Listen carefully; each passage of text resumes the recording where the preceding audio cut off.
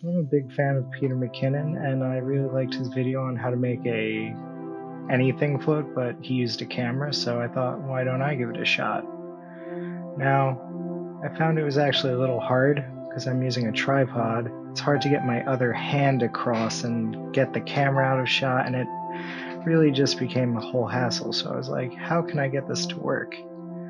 I mean, I've got my camera, it's pretty big and it has nothing special about it, so what could I actually do?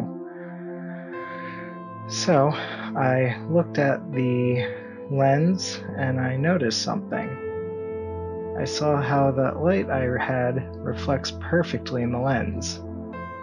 It made a really nice way to center the camera in the shot.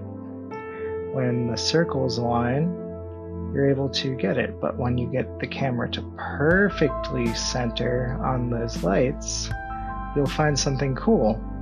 The camera just starts to balance by itself. It just wants to stay there.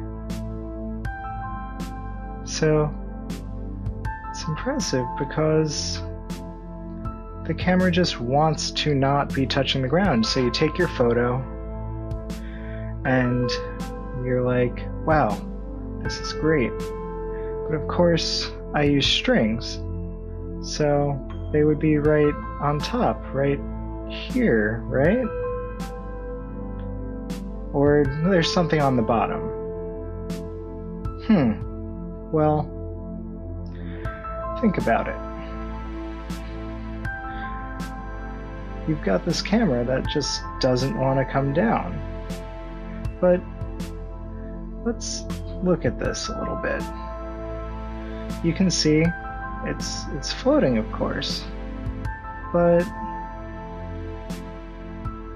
things aren't always as they seem. Just takes a little perspective change. You can see that the camera's just balanced on a paper towel roll, and the table's sideways, and what you thought was a wall was fake. Just a sideways tripod.